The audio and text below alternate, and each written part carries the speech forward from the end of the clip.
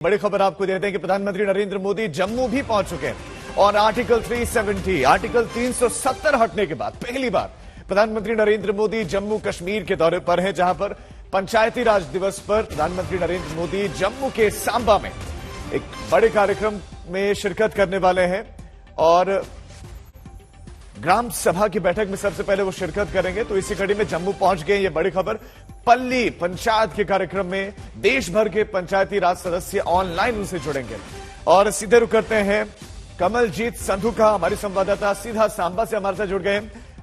कमलजीत, प्रधानमंत्री नरेंद्र मोदी क्या गांव में पहुंच चुके हैं? इस वक्त क्या क्या चल रहा है? सुरक्षा के क्या क्या इंतजाम है?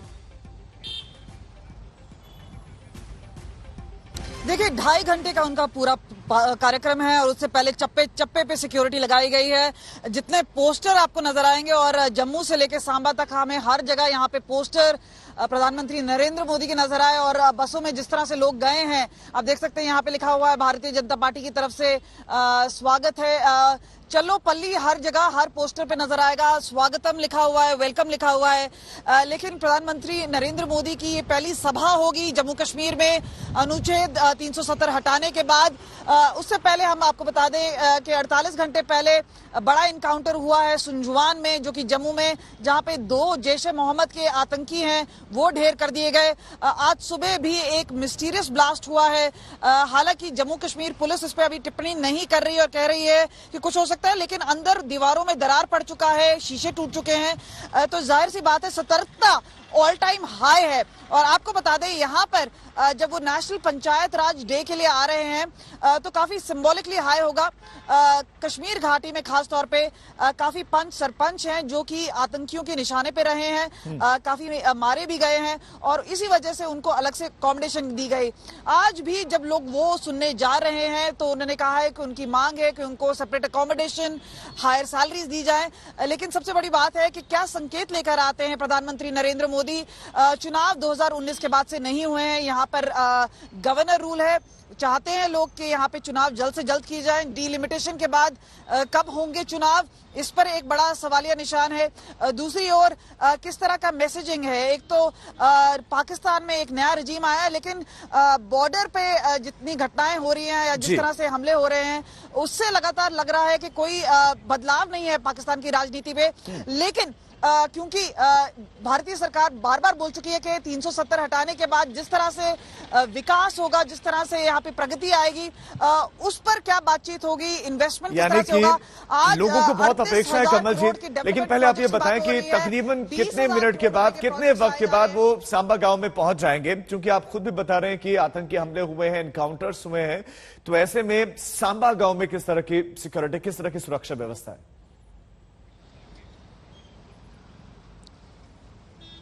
प्रधानमंत्री नरेंद्र मोदी को 11:30 बजे लैंड करना था जम्मू में और उसके बाद तुरंत, क्योंकि सिक्योरिटी डिटेल्स की वजह से कई चीजें हैं वो इमीडिएटली, जिसे हम बोल सकते हैं कि बॉल टू बॉल कमेंट्री नहीं की जा सकती है। लेकिन क्योंकि एलजी वहां पे पहुंच चुके हैं और जम्मू एयरपोर्ट से सीधा पल्ली, जहां पे ये सभा हो रही है, वहीं पर हेलीपैड बनाया गया है। आपको याद होगा कि फिरोजपुर में जिस तरह से वो घटना घटी थी, वैसा ना हो इस वजह से जो सिक्योरिटी प्रोटोकॉल है उन्होंने कहा है कि बिल्कुल रैली के पास ही हेलीपैड बनाया गया है। उसके अलावा अगर हम बात करें, जैसे ही वो पहुंचेंगे 2.5 घंटे रहेंगे। सबसे पहले तो नेशनल पंचायत राज डे में संबोधित करेंगे। हमें बताया गया है 1 से 2 लाख के बीच में वहां पे लोग आए हैं और जहां तक नजरें वहां पे देखा जाए सांबा की तरफ, वहां पे आपको भीड़ ही भीड़ नजर आएगी, बसें ही बसें नजर आएंगी। तो जाहिर सी बात है पहली सभा के लिए काफी भीड़ जुटी है, बीजेपी के बड़े नेता यहाँ पे मौजूद हैं। दूसरी ओर अगर हम बात करें, यहाँ पे जो बड़े प्रोजेक्ट्स हैं उनका उद्घाटन किया जाएगा। 38,000 करोड़ रुपए के डेवलपमेंट प्रोजेक्ट है, 20,000 करोड़ रुपए का अलग से प्रोजेक्ट है। काजीगंज बानीहाल का वर्चुअल इनॉग्रेशन किया जाएगा, टनल का। काफी जो वाटर बॉडीज है हमें बताया गया है उनको जोड़ने की जिस तरह से प्रक्रिया या उनकी रिजुवनेशन में किस तरह से काम किया जाएगा उस पर वो बातचीत होगी। एक छोटा सा डेलीगेशन है जो कि यूएई से भी आया है, तो कुछ डेलीगेशन से मिलने की भी बातचीत है। तो 2.5 घंटे का जो कार्यकाल है वो बिल्कुल जैम पैक्ड है। सुरक्षा देश में बिल्कुल चार चौकाबंद की जी, गई है। कमलजीत। हमें ये भी बताया गया कि चप्पे चप्पे पे सिक्योरिटी, चाहे एयर चप्पे चप्पे पे से आप बता रहे हैं कि सिक्योरिटी है, सुरक्षा। बहुत शुक्रिया कमलजीत आपका इस तमाम जानकारी के लिए। अपडेट्स के लिए आपके पास आएंगे, लेकिन इस बीच आपको लिए चलते हैं महाराष्ट्र। वहां पर भी जबरदस्त राजनीति चल रही है। हनुमान चालीसा के पाठ के ऐलान के बाद से जबरदस्त बवाल हुआ और गिरफ्तारी हुई है, कोर्ट में पेश कर दिया गया है। ये इस वक्त की बड़ी खबर आपको दे दें, आज बांद्रा कोर्ट में पेश किया गया है। दोनों ही जो है राणा दंपति को जो है पेश किया गया है। ये इस वक्त की बड़ी खबर।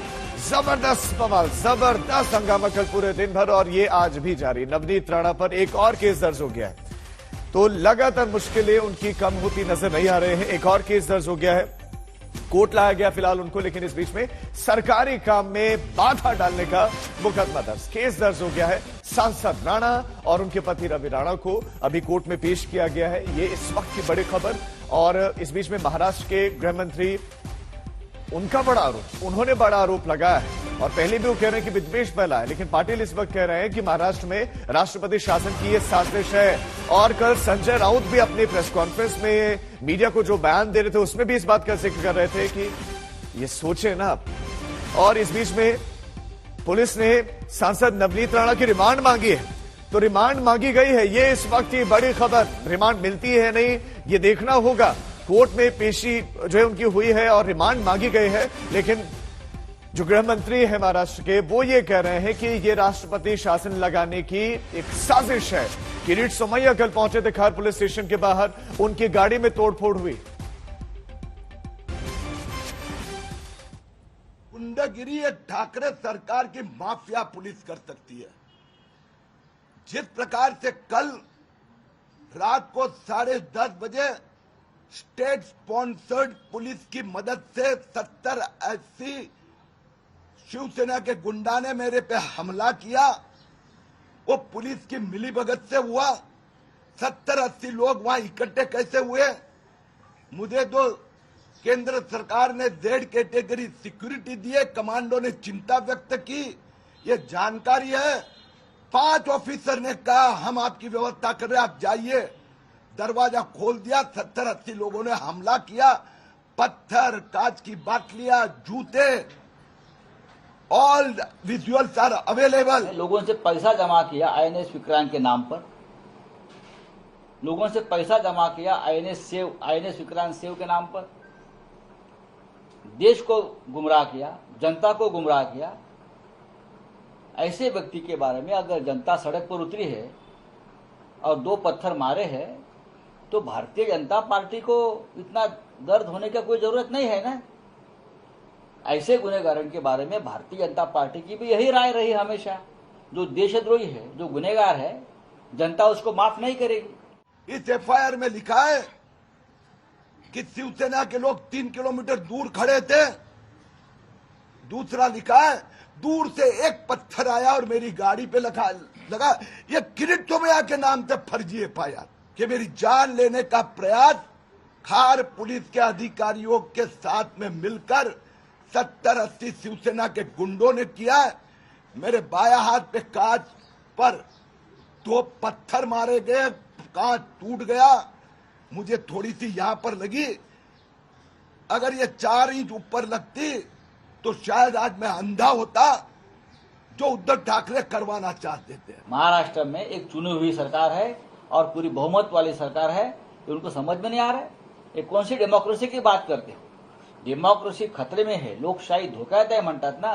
लोकशाही धोक्यामध्ये या महाराष्ट्रातली लोकशाही, या महाराष्ट्रातली कायदा आणि सुव्यवस्था, या महाराष्ट्रातली शांतता जर धोक्यात कोणी आणली असेल, त्याला सर्वस्वी जबाबदार या महाराष्ट्रातला अपरिपक्व विरोधी पक्ष,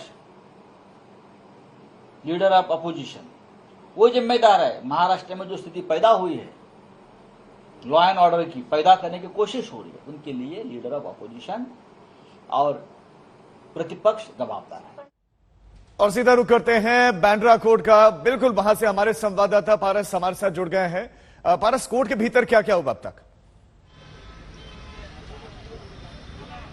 जी कुछ ही देर पहले राजीव यहाँ पे सरकारी वकील पहुंचे हैं, जो राणा दंपति हैं उनके वकील पहुंचे हैं। कुछ देर में जो है वो सुनवाई शुरू होगी। बहुत महत्वपूर्ण सुनवाई है क्योंकि पिछले 3 दिनों से लगातार जिस हिसाब से पूरा मुंबई का माहौल है, उस माहौल को मद्देनजर रखते हुए आज जो दिन है वो बेहद ही महत्वपूर्ण है। कोर्ट के अंदर क्या क्या होगा, क्या क्या दलीलें रखी जाएंगी, जिस तरीके से लगातार जो राणा दंपति हैं उनके वकील ये कह रहे हैं कि ये पूरा इलीगल अरेस्ट किया गया है, उनको फंसाने की कोशिश की है, इन पे जो इल्जाम लगाए गए हैं वो गलत तरीके से लगाए गए हैं, ये सब जो है वो सरकार की चाल है जिसके मद्देनजर सारी चीजें की जा रही हैं। कोर्ट का दिन महत्वपूर्ण दिन है। कल किस तरीके से पूरे मुंबई का माहौल था उसका एक चीज आपको बता देता हूं। सुबह सुबह श्री सैनिक जो है वो राणा दंपति के घर पहुंच गए थे, वहां जाके खूब हल्ला हुआ, बैरिकेड तोड़ दिए गए, उनके घर में घुसने की कोशिश की। उसके बाद law and order situation I, Mumbai police वहां पे थी, मुंबई पुलिस ने पूरे मामले को संभालने की कोशिश की। 4 साढ़े 4 बजे जो है वो राणा दंपति को गिरफ्तार कर लिया गया भावनाओं को ठेस पहुंचाने के मामले में। उसके बाद शाम को किरीट सोमैया मिलने पहुंचते हैं खार पुलिस स्टेशन, उनपे हमला होता है। उससे 2 दिन पहले जो है वो मोहित कंबोज पे हमला हुआ था। आज सबसे महत्वपूर्ण दिन, कोर्ट में कुछ देर में जो है इस मामले को लेकर सुनवाई शुरू होगी। कोर्ट में कुछ देर बाद आप बता रहे कि सुनवाई शुरू हो गई। हमारी संवाददाता विद्या भी हमारे साथ जुड़ गई। पारस, मैं आपके पास लौट रहा हूं। विद्या, थोड़ी देर बाद बता रहे हैं पारस की सुनवाई शुरू हो गई। पुलिस की तरफ से क्या कोशिश होगी? क्या पुलिस रिमांड चाह रही है? अगर रिमांड चाह रही तो कितने दिन की? जी देखिए, मुंबई पुलिस जरूर कोशिश करेगी कि रिमांड, स्पेशल पब्लिक प्रोसिक्यूटर को अपॉइंट किया गया है इस पूरे मामले में। वरना अगर चाहिए था तो सिर्फ वो पब्लिक प्रोसिक्यूटर को रख सकते थे, लेकिन इस पूरे मामले के लिए स्पेशल पब्लिक प्रोसिक्यूटर को अपॉइंट किया गया है जो कि रिमांड मांगेंगे। उन्होंने साफ कहा, प्रदीप खरत अभी थोड़ी देर पहले अंदर गए थे, हमने उनसे पूछा तो उन्होंने साफ कहा कि इन्वेस्टिगेशन हमें करना है मुंबई पुलिस को, और इसी वजह से हमें रिमांड चाहिए ही चाहिए। वो अभी अंदर गए हैं। लेकिन इसके साथ ही आपको मैं बता दूं कि यहाँ पे जो डिफेंस के जो लॉयर्स हैं वो भी अंदर जा चुके हैं, लेकिन क्योंकि मजिस्ट्रेट अभी नहीं आए, हॉलिडे कोर्ट है, हॉलिडे कोर्ट में जनरली समय तय नहीं होता है, और यही वजह है कि इस वक्त मजिस्ट्रेट क्योंकि नहीं आए हैं, यही वजह है कि अभी सुनवाई शुरू नहीं हुई है।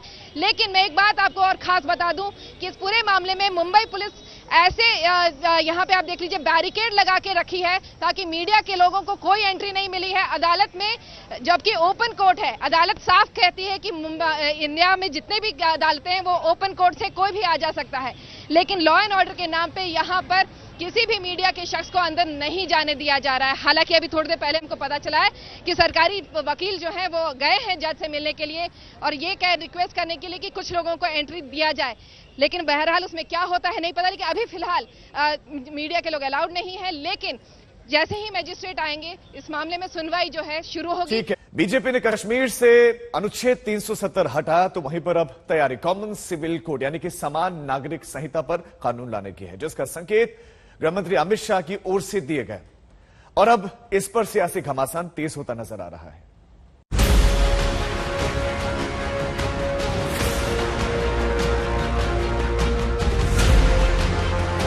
पहले जम्मू कश्मीर से 370 हटाया, 370 और 35 से हटाने से घाटी का, जम्मू का, लद्दाख का भला होने वाला है और साथ अर्थ में जम्मू कश्मीर ये 370 और 35 से हटने के बाद मान्यवर भारत का अभिन्न अंग बनने वाला।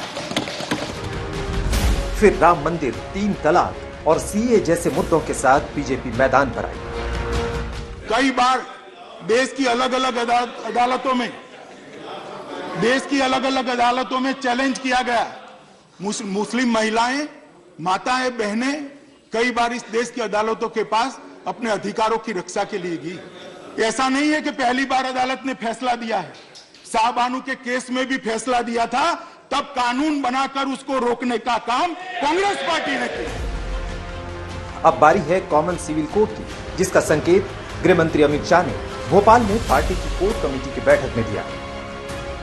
सीए, राम मंदिर, अनुच्छेद 370 और ट्रिपल तलाक जैसे मुद्दों के फैसले हो गए हैं, अब बारी कॉमन सिविल कोड की। अमित शाह ने कॉमन सिविल कोड के संकेत दिए तो सियासत गर्मा गई। उत्तराखंड के सीएम पहले ही राज्य में कानून बनाने की तैयारी कर रहे हैं। अब इस लिस्ट में यूपी का नाम भी शामिल हो गया है। दो अंतर्राष्ट्रीय सीमाओं से हमारा प्रदेश लगा हुआ है, 2 अंतर्राष्ट्रीय सीमाएं हमारे प्रदेश से लगी हुई है, तो हमारे प्रदेश के अंदर सबके लिए एक समान कानून होना चाहिए। ये नहीं कि कोई किसी धर्म का है तो वो अलग कानून बनाएगा, वो अलग कानून को मानेगा, कोई अलग संप्रदाय का है, कोई अलग पंथ का है, चाहे कोई किसी धर्म, संप्रदाय, पंथ, किसी भी विशेष समुदाय का होगा, तो उत्तराखंड के अंदर अब सबके लिए एक कानून होगा। देश के अन्य राज्यों में भी जहां भाजपा की सरकार है वहां भी, और जहां गैर भाजपा सरकारें हैं, अगर सबका साथ सबका विकास, सबके लिए एक जैसा कॉमन सिविल कोड, ये तो एक ऐसी चीज है जिसका सबको मांग करनी चाहिए, सबको स्वागत करना चाहिए। लेकिन हर जगह जब वोट बैंक तलाशता है व्यक्ति, तो निश्चित तौर से उसके सामने तुष्टीकरण की राजनीति दिखाई देती है, लेकिन हम इसके पक्ष में। बीजेपी के सहयोगी दल भी अब इसका स्वागत करते नजर आ रहे हैं, लेकिन विरोधियों को बीजेपी का यह एजेंडा समझ नहीं आ रहा है।